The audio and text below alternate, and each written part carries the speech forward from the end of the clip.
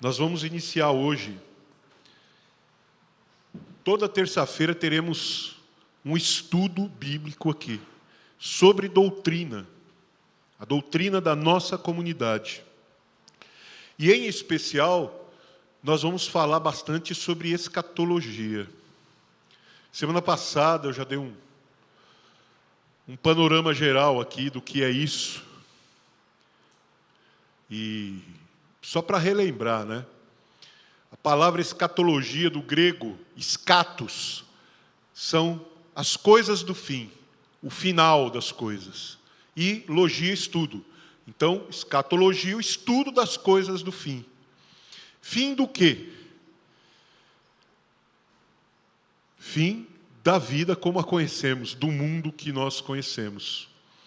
Da história da humanidade como a conhecemos até aqui. A Bíblia fala de muitas coisas e nós vamos tratar de todos esses assuntos de uma maneira bem, digamos assim, básica num primeiro momento, procurando trazer a vocês um entendimento, dilatar um pouquinho, porque com certeza vocês já ouviram sobre estas coisas. Especificamente, eu quero falar hoje sobre o arrebatamento, né?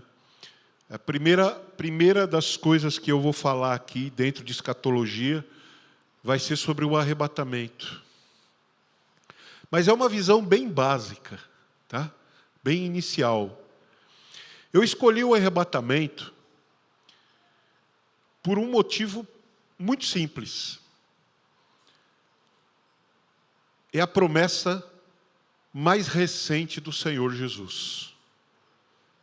Se a gente examinar, inclusive nós vamos ler, podemos até abrir a nossa Bíblia, no Evangelho de João, capítulo 14, e vamos ler do versículo 1 até o 3.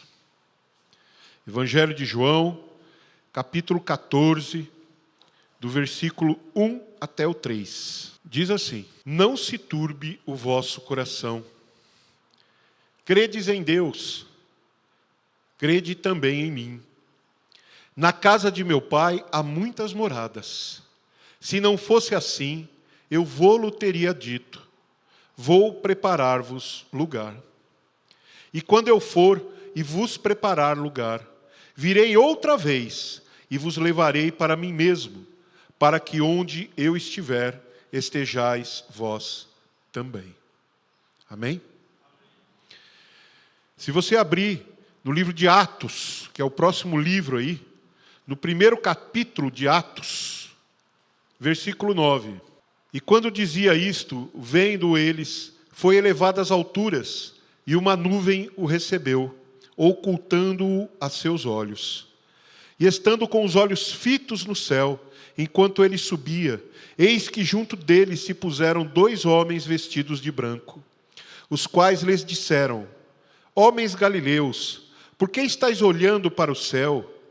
Esse Jesus, que dentre vós foi recebido em cima no céu, há de vir, como para o céu o vistes ir. Amém? Então essa não é uma promessa isolada, não é uma promessa solta dentro da Bíblia, mas é uma promessa que ainda não se cumpriu. Porque Jesus ainda não voltou.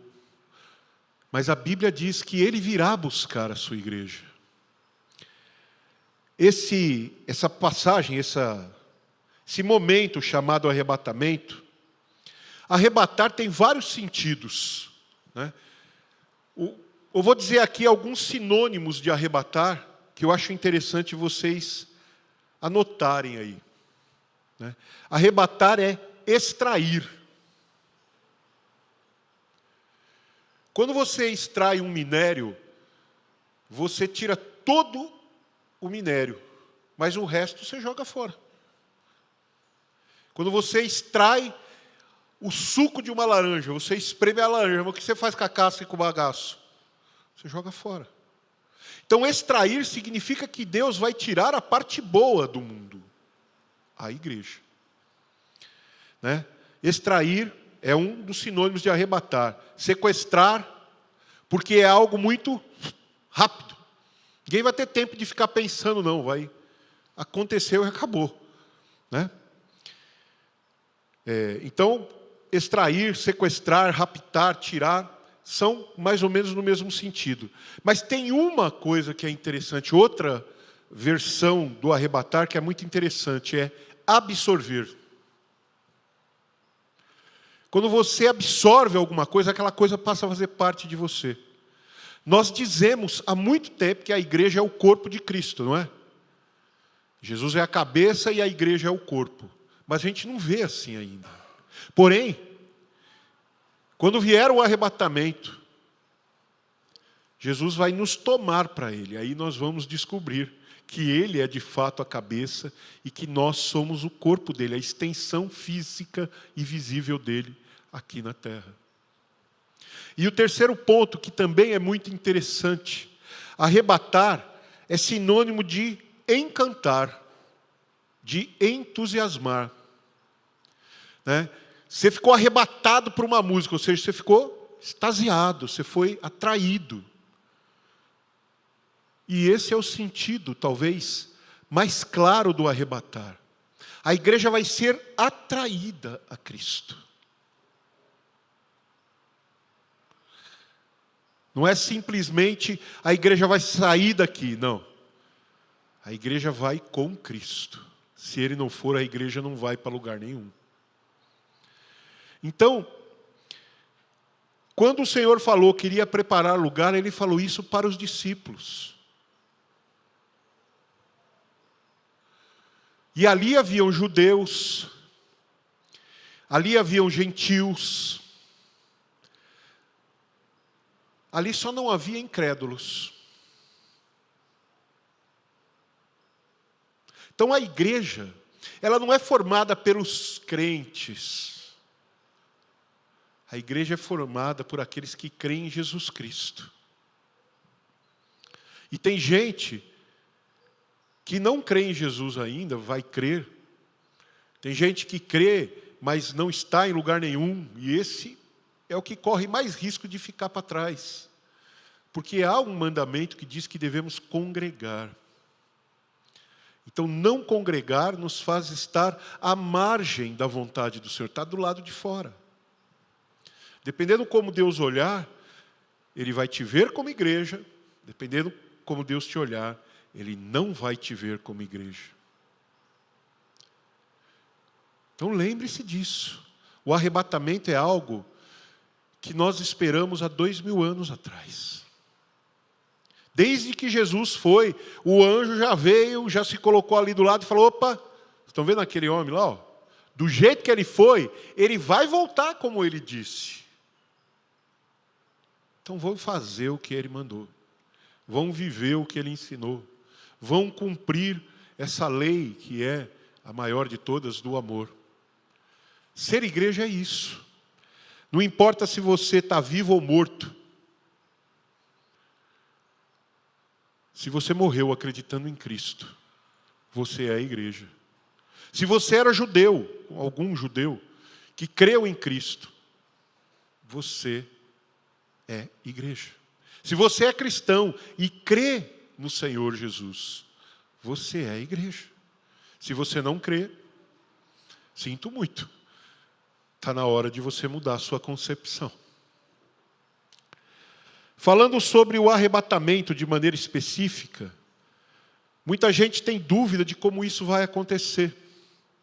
E existe um versículo, uma passagem bíblica, aliás, que talvez seja a mais clara de todas. Existem outras falando sobre o assunto, mas eu quero ler com vocês primeiro a Tessalonicenses, capítulo 4, versículo 13 até o 18.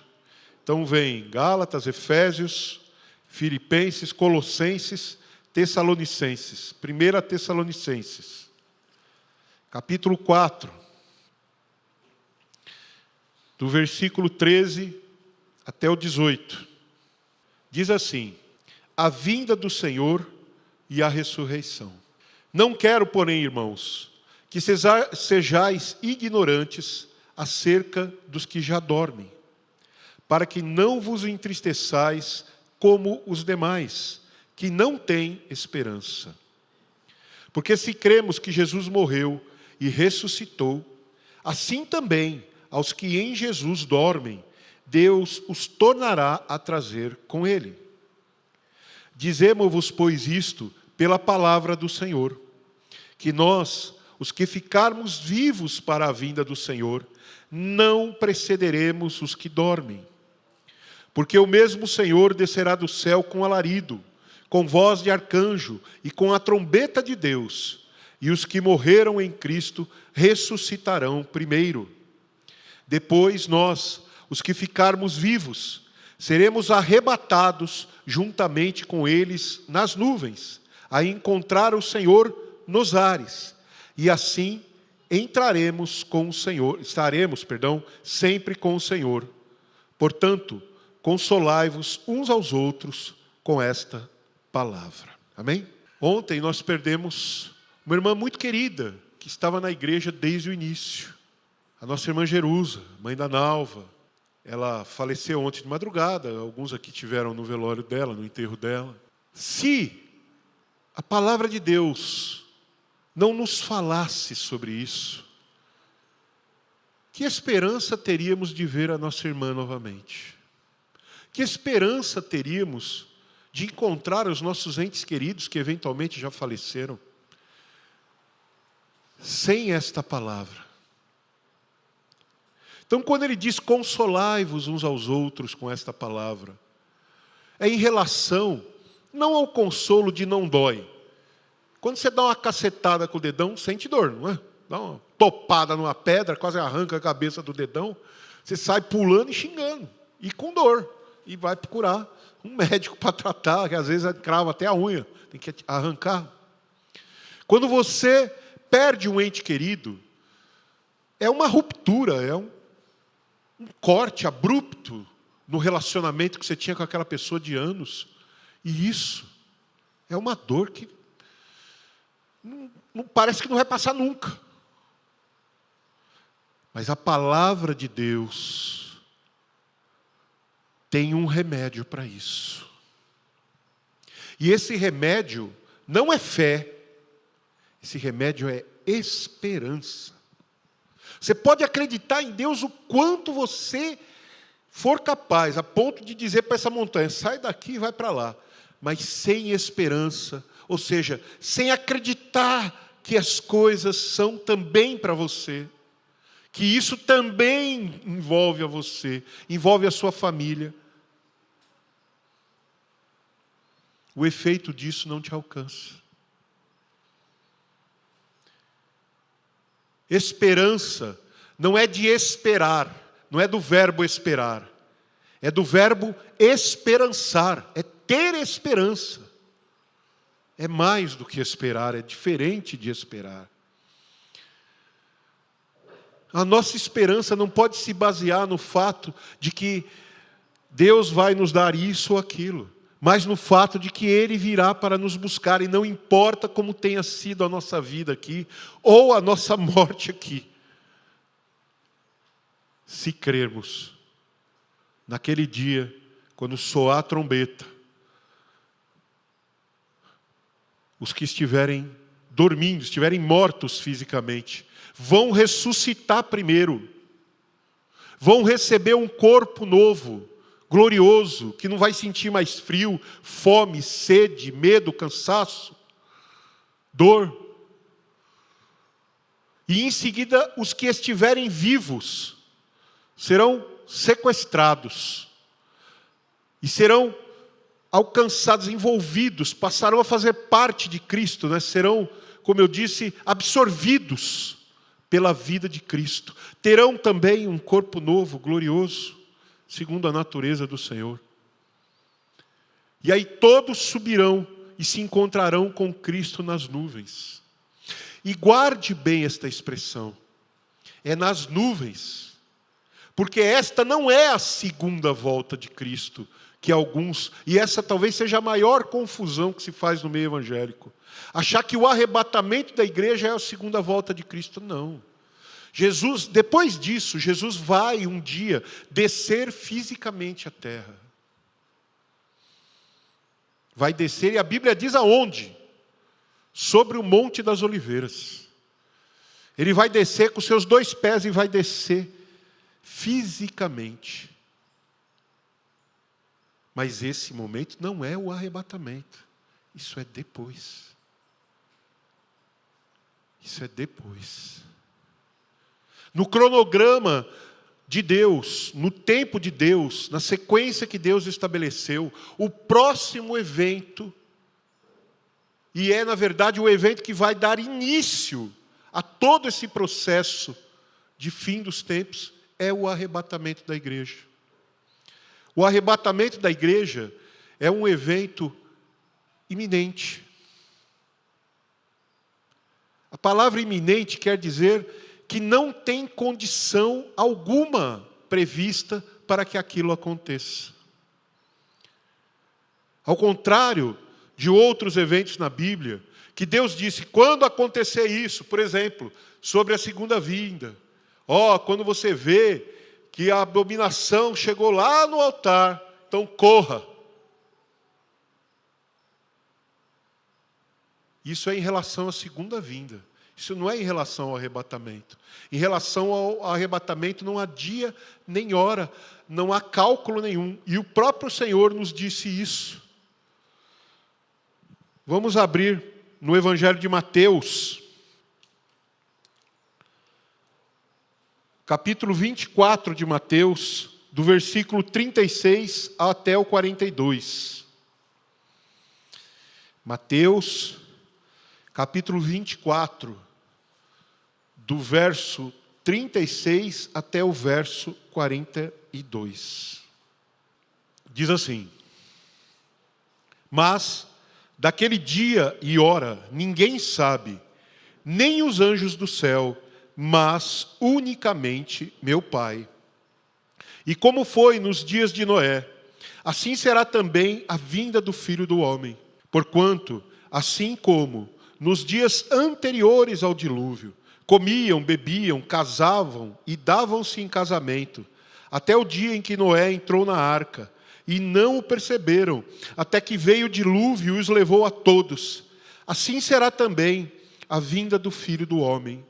Então, estando 2 no campo, será levado um e deixado o outro.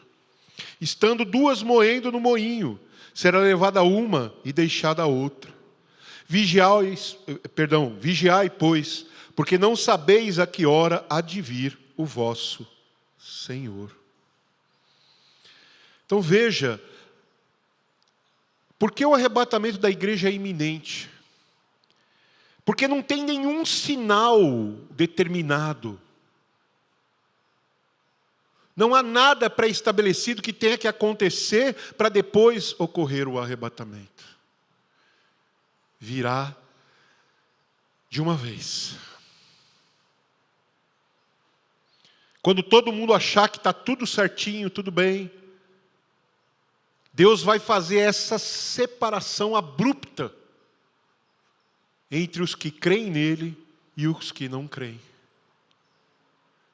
Ele vai tomar para si os que creem e vai deixar os outros aqui. Por isso, ele nos deu a missão de evangelizar o mundo.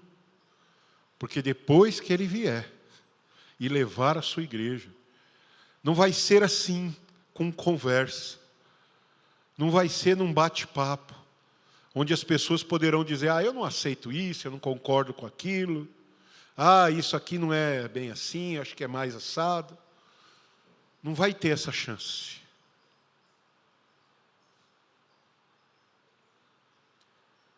Eu tenho certeza, como alguns escritores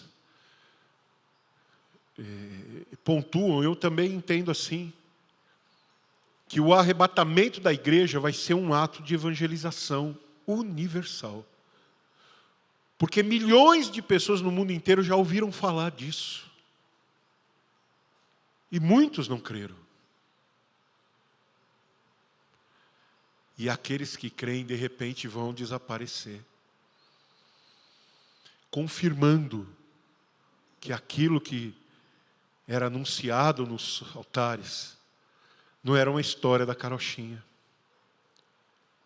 Veja como o Senhor Jesus colocou. Como foi nos dias de Noé, assim será também no momento da vinda do Filho do Homem. Estarão ali, se casando, comprando, vendendo, negociando, vivendo as suas vidas como se tivesse tudo normal. E Noé estava lá, pregando a arca.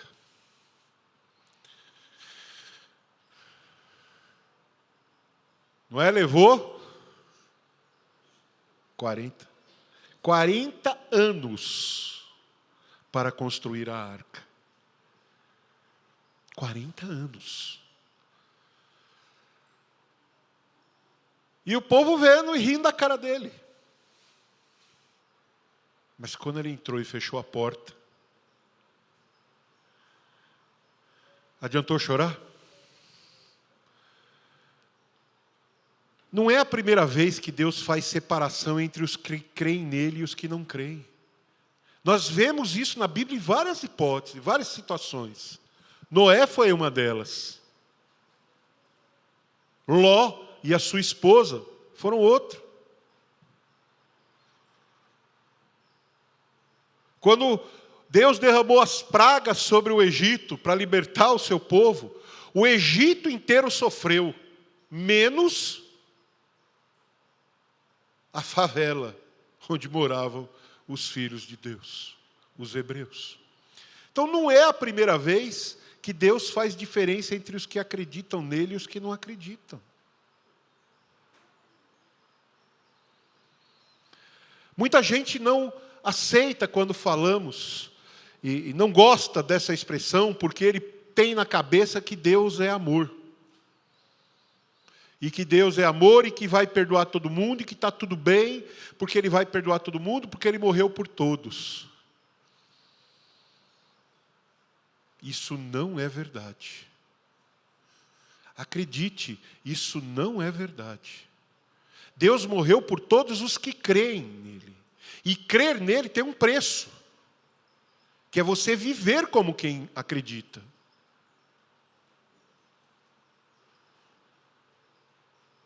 Se você não paga esse preço, desperte. Porque o Senhor nos ensinou que nem todo que me diz Senhor, Senhor entrará no reino dos céus, mas aquele que faz a vontade do meu Pai. Então, ser igreja não é dizer eu acredito em Deus e vim no culto. É crer a ponto da sua vida ser diferente. Ser agradável a Ele. Então, entenda, este será o último ato de evangelização de Deus para uma humanidade que não acredita. É tirar do meio os que creem. Por quê? Por que Deus vai tirar o povo que acredita nele da terra?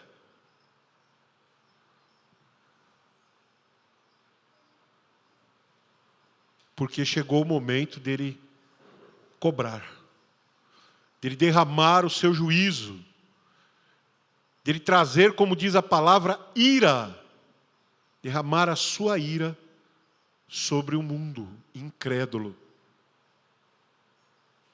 Nós sabemos que Jesus morreu na cruz para que todo aquele que nele crê não pereça, mas tenha vida eterna. João 3,16. Mas eu queria ler com vocês.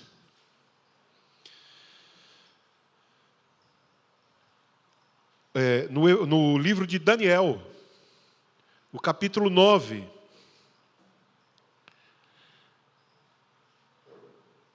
Versículo 24 até o 27. Falando aqui sobre os eventos futuros de uma maneira mais específica. Irmãos, antes da gente ler, preste atenção aqui numa coisa. Existem 3 grandes grupos de pessoas no mundo, aos olhos de Deus e para a palavra de Deus. E tudo que se refere ao tempo futuro envolve esses 3 grupos de pessoas. São os cristãos, os judeus e os gentios. São esses três grupos. Os judeus, não se engane em relação a isso. Eu não sei quantos milhões de coisas, quantas informações dizendo que os judeus são os culpados pela desgraça no mundo, eu já li. Existem milhões de livros, até livros da literatura comum, até literatura infantil, que colocam os judeus como culpados. A própria igreja, na sua época medieval, no tempo medieval, tratava os judeus pior do que os nazistas trataram depois. Foi a Igreja Católica que ensinou Hitler a botar um adesivo amarelo na roupa dos judeus. Foram os papas do século VI que inventaram os guetos, que eram cortiços, cercados, aonde os judeus eram obrigados a viver. Isso não sou eu que digo, é a história. Basta ler, pesquisar. E, se a gente for olhar mais para trás, quantas vezes Satanás tentou destruir esse povo?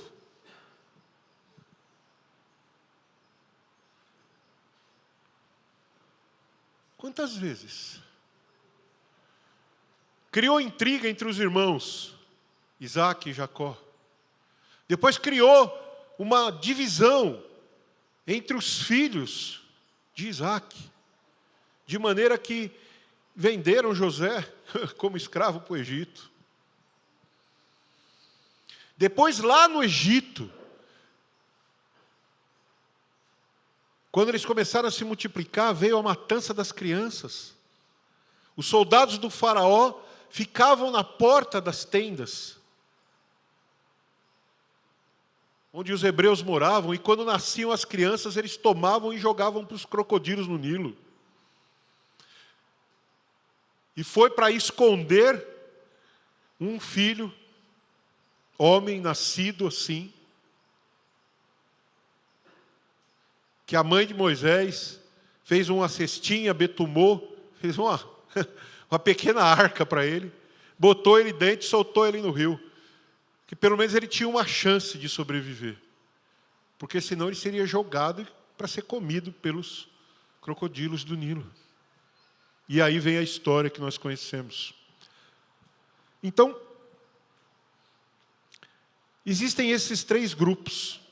E os judeus são o termômetro de Deus.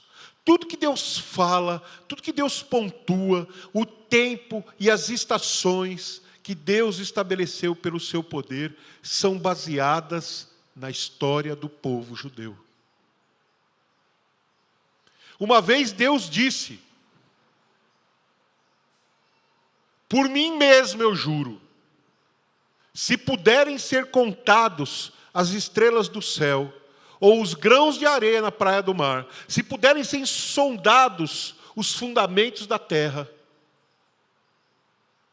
eu desisto de vocês. Alguém já conseguiu contar as estrelas do céu? Hein? E os grãos de areia na praia do mar? E sondar os fundamentos da terra? Então Deus não desistiu do seu povo, gente.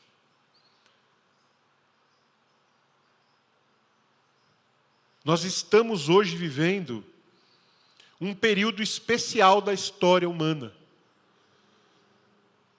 E eu vou dizer para vocês por quê. Mas primeiro nós vamos ler lá, Daniel, capítulo 9, versículo 24 até o 27. Diz assim: 70 semanas estão determinadas sobre o teu povo, sobre a tua santa cidade, para cessar a transgressão e para dar fim aos pecados, e para expiar a iniquidade, e trazer justiça eterna, e selar a visão e a profecia, e para ungir o Santíssimo. Sabe e entende. Desde a saída da ordem para restaurar e para edificar a Jerusalém, até o Messias, o príncipe, haverá 7 semanas. E 72 semanas. As ruas e o muro se reedificarão, mas em tempos angustiosos. Depois das 62 semanas, 62, perdão, será cortado o Messias, mas não para si mesmo. E o povo do príncipe, que há de vir, destruirá a cidade e o santuário. E o seu fim será como uma inundação. Até o fim haverá guerra. Estão determinadas as assolações. E ele firmará aliança com muitos por 1 semana. E na metade da semana fará cessar o sacrifício e a oblação. E sobre a asa das abominações virá o assolador.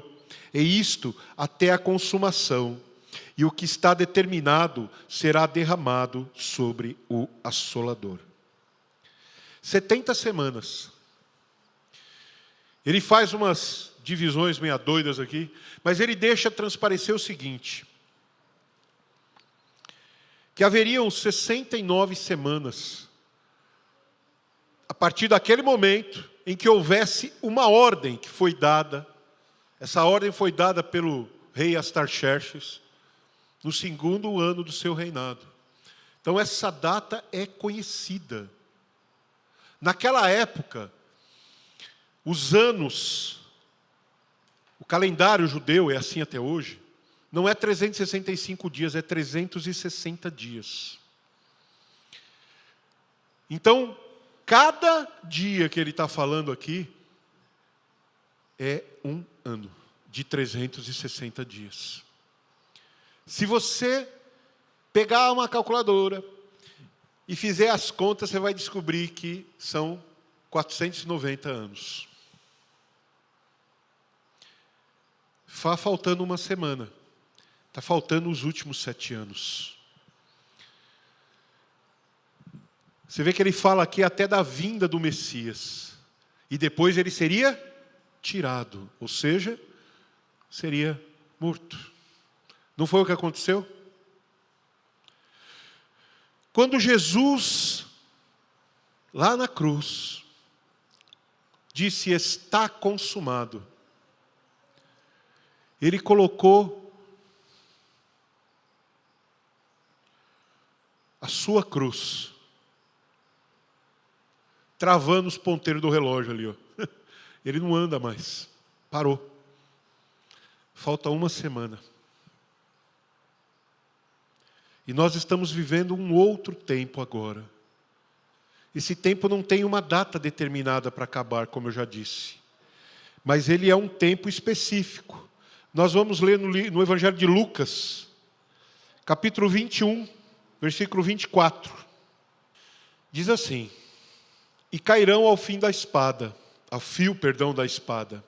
e para todas as nações serão levados cativos.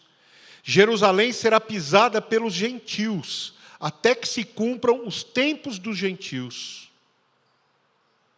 Ou até que os tempos dos gentios se completem, dependendo da versão que você tem aí. Nós estamos vivendo esse tempo, o tempo dos gentios. Alguém aqui é judeu? Alguém nasceu aqui judeu? Tem judeu no comando do mundo? Quem está no comando do mundo? Os gentios. 3 povos: os cristãos, os gentios e os judeus. Nós estamos vivendo o tempo dos gentios, ou seja, Deus deu a todos a chance de alcançar salvação. Basta crer no nome dele. Mas esse tempo vai passar. Esse tempo vai se completar. E quando esse tempo se completar, Jesus vem e leva os cristãos embora. Quem vai ficar aqui? Os judeus e os que não creem em Jesus. Por que os judeus? Porque os judeus o rejeitaram. Quando ele veio, ele foi rejeitado. No Evangelho de João, capítulo 1, diz que ele era a luz, e ele veio para o que era seu, e os que eram seus o rejeitaram.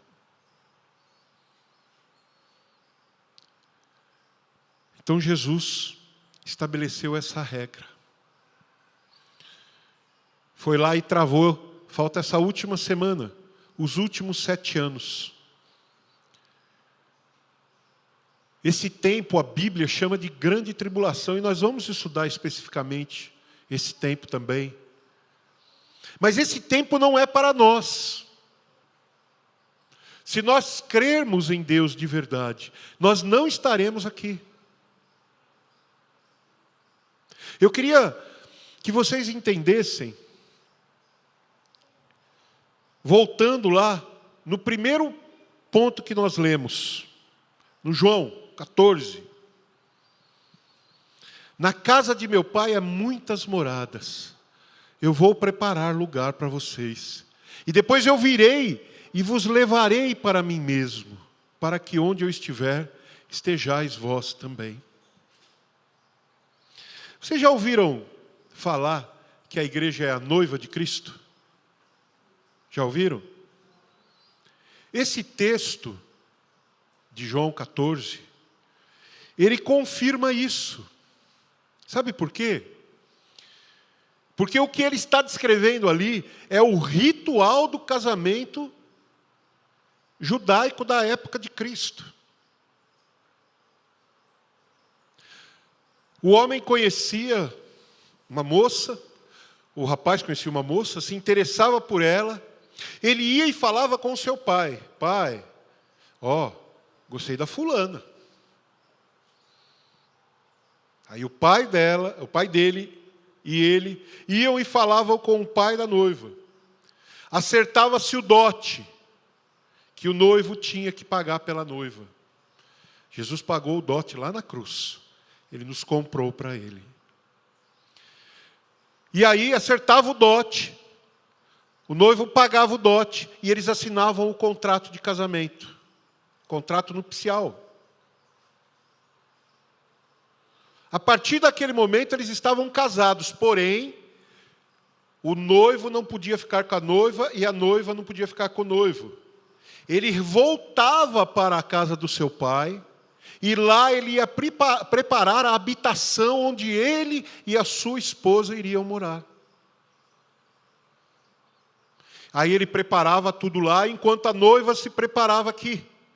Tinha um tempo marcado, estabelecido. Quando cumpria-se aquele prazo, o noivo vinha com a sua comitiva para encontrar a noiva e a sua comitiva. E ali eles entravam para a festa das bodas, que durava 7 dias. E aí, terminada a festa das bodas, que eram na cidade, na casa da noiva, o noivo pegava sua esposa e voltava para sua casa.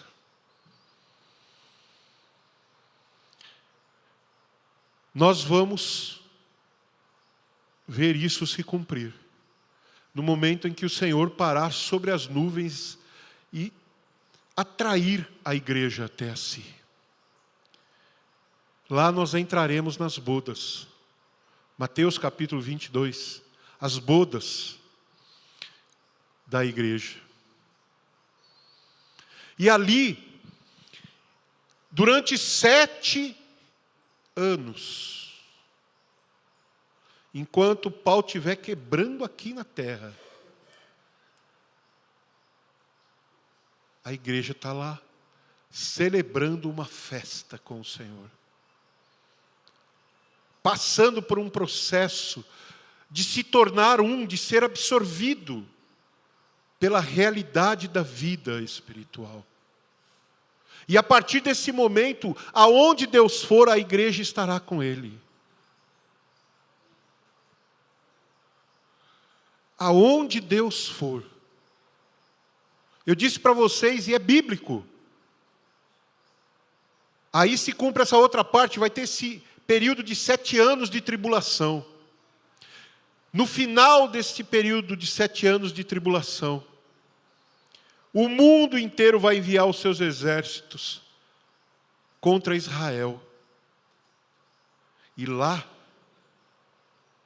naquele momento, quando os exércitos do mundo tiverem cercado aquela cidade, no vale do Armagedon, para destruir Israel, o Senhor vai se manifestar. Vai destruir os exércitos, diz a palavra, com a espada que sai da sua boca. O que é que sai da boca? Palavra. A palavra do Senhor é a sua espada. Ela vai varrer os exércitos da terra. E aí ele vai descer fisicamente sobre Jerusalém. O mundo inteiro o verá, todo olho o verá. E toda língua confessará que ele é o Senhor. E ele vai então estabelecer um reino aqui na terra. E adivinha quem vai estar do lado dele? A igreja.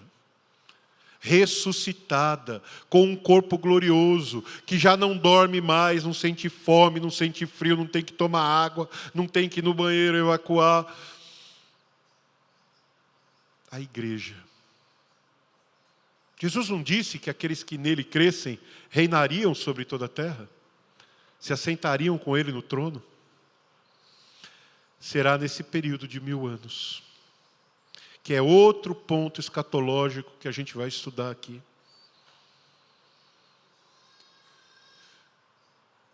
Você já imaginou, nessa época, haverão pessoas de carne e osso, igual nós somos hoje, comendo, bebendo, trabalhando, tendo filho. Haverá Deus fisicamente presente na terra, lá em Jerusalém. Haverão pessoas que morreram e ressuscitaram e outras que foram transformadas, vivendo com um corpo glorioso aqui na terra. Haverão anjos para lá e para cá o tempo inteiro. Quando você lê lá Isaías 28, que haverá paz na terra, que a criança pequena vai guiar um leão e um boi juntos, e os dois vão pastar juntos, e é a criança pequena que vai cuidar deles. Está falando desse tempo. Que a criança pequena enfiará a mão na toca do basilisco. O basilisco é a serpente mais perigosa do deserto. Seu veneno paralisa praticamente instantaneamente e mata em menos de 2 horas. E não há antídoto. A criança vai enfiar a mão na toca do basilisco, vai mexer nos ovos, brincar com a cobra e a cobra não vai fazer nada.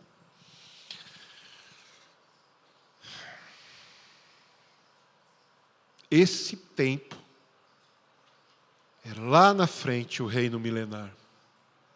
Mas essas coisas só vão acontecer depois que a igreja for arrebatada. A igreja é o tempo dos gentios, é o pino travando os ponteiros do relógio lá. Não deixa o relógio mexer. Eram 70 semanas, se cumpriram 69, falta uma.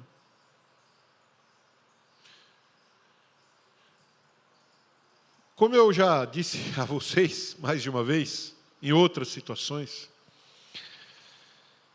se alguém fala para você que vai fazer isso, isso e aquilo, e cumpre 10% e falta 90%, você olha e fala, vai saber, né? Falta 90%, esse cara só cumpriu 10%, vai que ele muda de ideia no meio do caminho. Mas Deus fez o contrário, ele cumpriu 90%, só falta 10%. Você vai duvidar? Você vai pagar para ver? Ou você vai se render? Ou você vai deixar Deus fazer o que Ele estabeleceu? Ao invés de ficar olhando para o mundo e procurando no mundo razões, olhe para Deus. Olhe para essa palavra. Nem todos dormiremos, mas todos seremos transformados.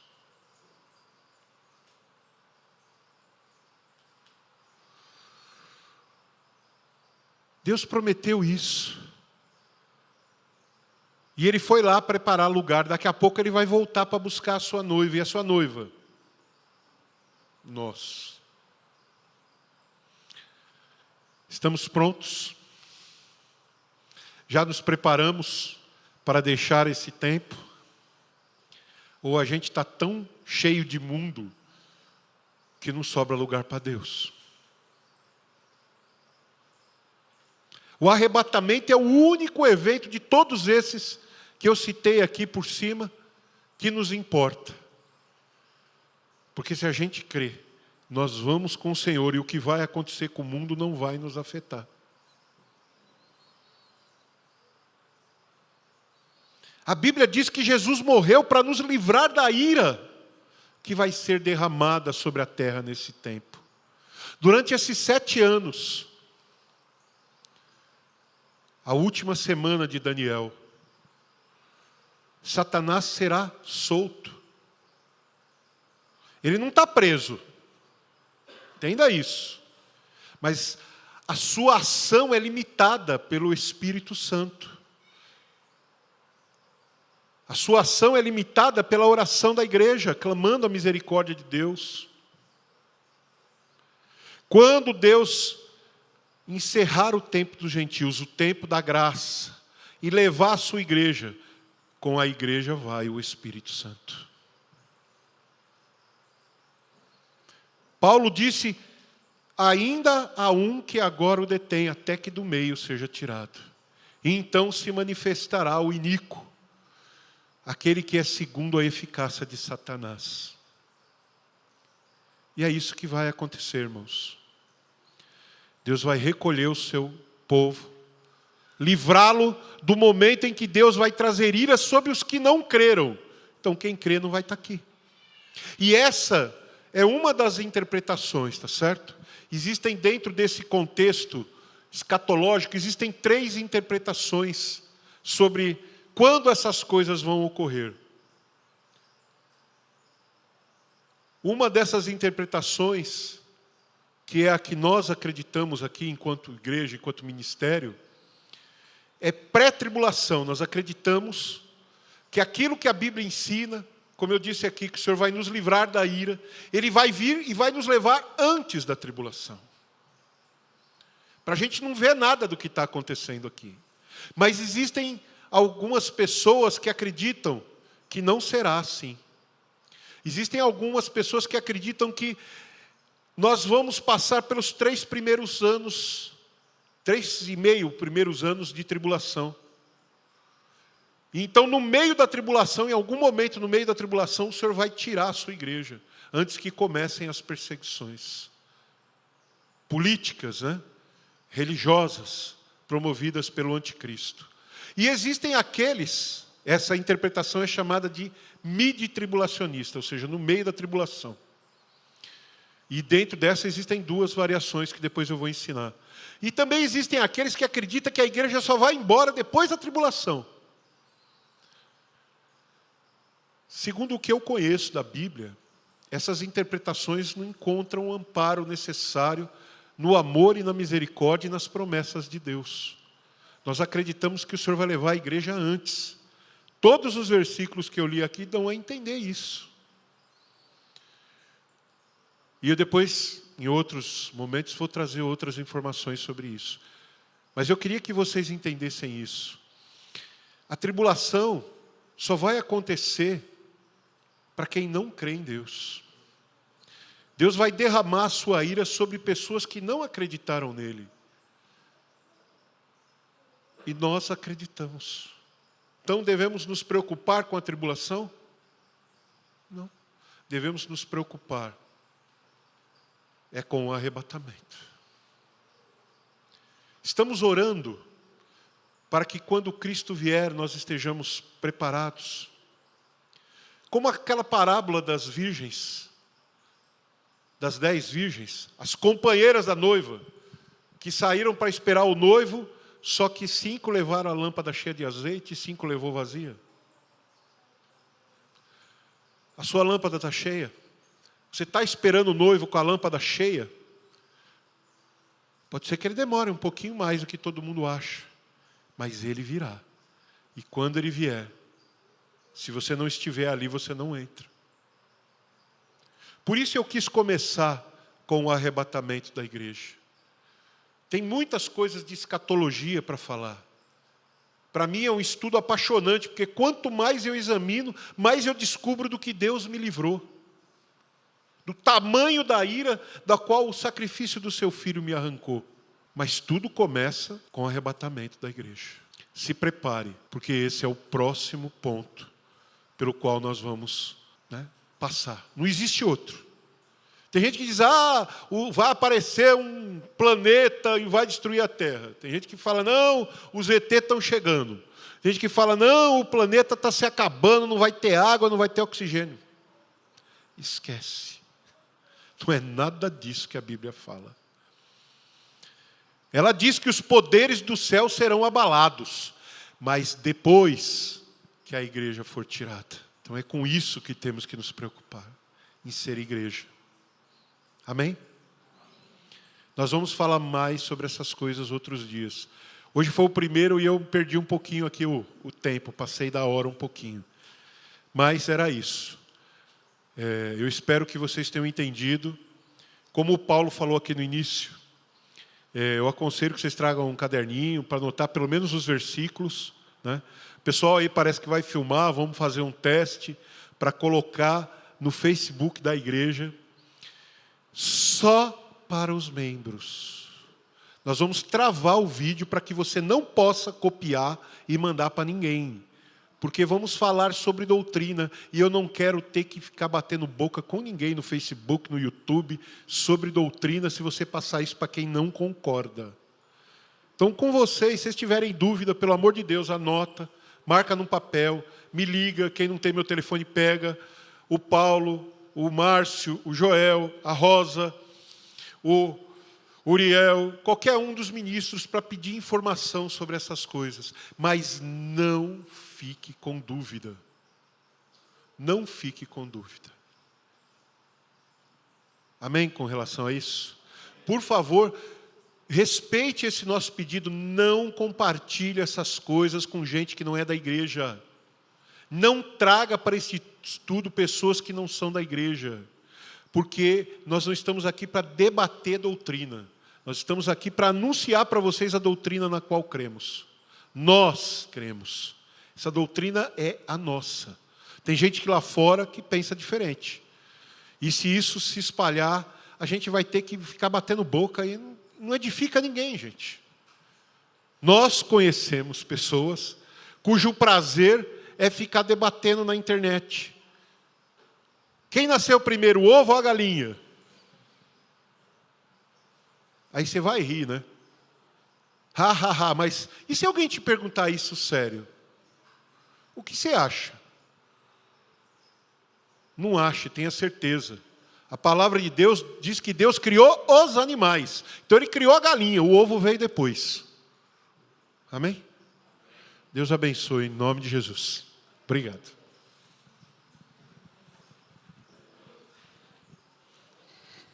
Glória a Deus. E aí, irmãos, o que vocês acharam? Quem tem alguma dúvida aqui? Só tem uma irmã ali que tem dúvida, o resto já sabe tudo, então a gente pode já fazer perguntas para vocês, não é isso? Só tem uma irmã que tem dúvida, o resto todo mundo já sabe, é isso, irmãos? Quando a gente não tem dúvida é assim, ou a gente aprendeu tudo, não aprendeu nada. Então é uma coisa que pode acontecer. Irmã, a dúvida que você tem não vai dar para responder agora aqui. Mas o que a gente vai fazer? A gente vai fazer um canal, depois eu vou fazer um canal. Quem tem e-mail, consegue mandar e-mail ainda? Existe isso ainda? Alguém sabe fazer isso? Porque depois que criaram o WhatsApp, ninguém sabe mais o que é esse negócio, né? É uma coisa meio pré-histórica, e-mail. Mas a gente vai criar um canal, porque o que acontece? Se a pessoa mandar esse e-mail para a gente vai estar respondendo no tempo. Então, como a gente vai responder? Talvez a gente responda no culto aqui, ou a gente cria depois um grupo no WhatsApp, mas só para mandar as respostas para vocês, tá certo? Dúvida? Nossa, como não pode ter dúvida, né? Oswaldo, apesar de ter falado aqui que a gente está dando uma aula bem superficial, bem básica, mas tem tanto detalhe, né? Se fala de Daniel dos 490 anos, que você falou que é do Artaxerxes, que exatamente começou esses 490 anos, né? E quando findou os 490 anos? Bem, a Bíblia fala ali claramente que é na vinda do Messias, Jesus, né? Então, existe tanta coisa para a gente mergulhar nesse conhecimento, irmãos, e é maravilhoso a gente ir absorvendo o conhecimento, porque é assim que nós conhecemos cada vez mais a Deus.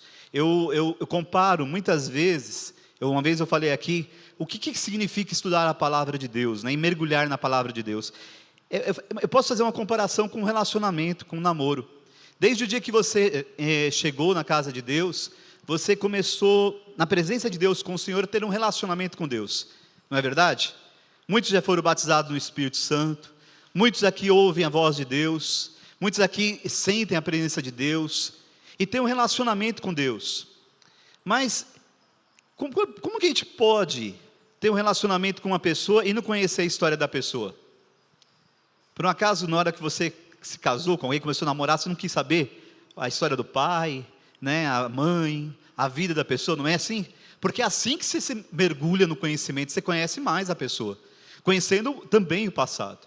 Então, quando nós estudamos a palavra de Deus, nós estamos tendo um maior relacionamento com Deus, um maior conhecimento de Deus. Então, não desanimem. Eu tenho certeza que muita gente pode achar, olha, eu já ouvi tudo isso que o Oswaldo falou, tudo isso para mim não é novidade, mas calma aí que tem coisa para a gente conhecer, para a gente estudar. Vocês imaginam, só essa história aqui, falando outra coisa, essa história de uma criança no reino milenar. Aí não vem uma dúvida, criança no reino milenar, vai ter criança? E vai ter animal? E vai ter bicho? E isso vai ser na onde? Tem tanta coisa para a gente aprender, não tem, irmãos? E vai ser glorioso esse aprendizado, tenho certeza disso. Então, vamos orar para que cada dia mais Deus possa capacitar aqui a cada ministro que vai estar trazendo, ministrando, ensinando, e que cada um de nós possamos absorver o máximo possível, que haja o interesse, que haja o despertamento, e que o nosso coração venha se aprofundar, porque é nesse aprofundamento, nesse conhecimento que nós vamos cada vez mais estarmos mostrando a Deus que nós estamos nos ataviando como a noiva do Cordeiro, preparando, né, a nossa vida para a vinda dele. É isso que importa, é nessa paixão, é nesse arrebatamento, né, nessa forma de aproximação com Deus, de encantamento com Deus, é que a gente vai crescer cada vez mais nessa comunhão, nesse relacionamento, e isso significa exatamente que estamos verdadeiramente apaixonados por Deus, e não por essas coisas do mundo que muitas vezes nos afasta da presença do Senhor. Nós vamos ver vocês aqui nos outros cultos, outras terças-feiras, eu falei quarta, né? O cara fica tão perturbado trabalhando, que nem segunda a domingo. É que eu trabalho de segunda a domingo, então eu não sei mais o que é terça, o que é quarta, o que é sábado, o que é domingo. E aí a gente fica perdido, né? Terça-feira que vem vocês vão estar aqui de novo? Ô, glória, graças a Deus. Então vamos nos animar, vamos continuar orando, intercedendo, clamando por esse estudo. Amém, irmãos? Que Deus nos abençoe grandiosamente. Então, não percam, anotem tudo, todas as dúvidas de vocês. Pode ser que no próximo culto, a dúvida sua seja esclarecida, né? Pode ser. Por exemplo, no meio da semana, das 7 semanas, no meio vai acontecer alguma coisa. Não vai? Está escrito lá em Daniel. O que será que vai acontecer no meio das 7 semanas, nas últimas 7 semanas? Vocês entenderam que nas 7 semanas, a última, nós vamos estar festejando lá no céu? Você sabe o que vai estar acontecendo lá no céu? As bodas. Vai ter um negócio chamado bema de Cristo. Sabe o que vai ser isso? Nem falou, ele vai falar, mas eu estou dando os próximos capítulos. Vai ser uma condecoração, vai ser um Oscar. Glória a Deus. Então existe prêmio para os cristãos? Existe, glória a Deus. Todo sofrimento, quando fala coroa, pedra na sua coroa, irmãos, é que você vai ser condecorado lá no céu. Amém? Então, da tribulação, os teus sofrimentos, as tuas dores, não percam os próximos capítulos, os próximos estudos. A parte do arrebatamento, qual que vai ser agora? Vai ser que dia? Vai ser na próxima... Não na próxima semana agora. A próxima semana tinha carnaval? Não, ainda não, né? Vai ser na semana do carnaval? Na semana do carnaval, quem vai pular o carnaval vai perder o arrebatamento. Vamos orar para esse assunto então. Amém, irmãos? Então, vamos ficar em pé em nome de Jesus. Vamos agradecer a Deus por este culto, por esta palavra, por esse ensinamento. Aprofunde-se, irmãos, em nome de Cristo. Amém? Tem algum recado? Nenhum recado? Então, glória a Deus. Vamos levantar as nossas mãos ao alto. Vamos interceder aqui pelas ofertas, pelo livro de oração. Senhor nosso Deus e Pai, nós te louvamos e te agradecemos, poderoso Deus, por este ajuntamento, por esta reunião. Poderoso Deus, pela Tua palavra, Pai, que nos edifica, Tua palavra que nos ensina, a Tua palavra, poderoso Deus, que nos faz conhecer mais de Ti. Querido Deus, continua abençoando, poderoso Deus, a cada um de nós. Poderoso Deus, ó Pai querido, que os Teus filhos, ó Pai amado, cresça em graça e em conhecimento. Que eles venham, poderoso Deus, mergulhar nesse estudo, ó Deus. Ó poderoso Deus, e que o coração possa se dilatar em amor, poderoso Deus, ó Pai querido, pelo Teu reino, pelas Tuas coisas. Ó glorioso Deus, que a vida de cada um, poderoso Deus, venha cada vez mais estar, poderoso Deus, ó Pai querido, sim, cheia do Teu Espírito, como a noiva, poderoso Deus, deve estar. Poderoso Deus, ó Pai querido, sim, com a sua lâmpada cheia. Ó glorioso Deus, pois nos prepara para a Tua volta. Querido Deus, vem, poderoso Deus, ó Pai, nos abençoar e nos ajudar, poderoso Deus, nesta caminhada. Pois tome em Tuas mãos, poderoso Deus, as nossas vidas. Abençoa as ofertas, meu Deus, abençoa aquele que ofertou e da mesma forma aquele que não pôde fazer. Tome em Tuas mãos, Pai amado, cada pedido de oração que está neste caderno. Dá a todos, poderoso Deus, a Tua bênção. Poderoso Deus, opera segundo o Teu amor e Teu poder. Poderoso Deus, e traz, poderoso Deus, a nossa vida mais e mais de Ti. É, poderoso Deus, o que nós te suplicamos, pois nos despede nesta hora na Tua paz. Nos leva, poderoso Deus, em segurança para as nossas casas. Guarda cada vida, poderoso Deus, ó Pai, e traz, poderoso Deus, a Tua alegria, a Tua presença, a Tua unção. É, poderoso Deus, o que nós te pedimos, te agradecemos e te louvamos, amado Pai, no nome do Teu Filho Jesus, que vive e que reina para todos sempre. Amém, Jesus. Amém. Amém, irmãos? Que Deus nos abençoe. O culto está encerrado em nome de Jesus. A paz do Senhor a todos.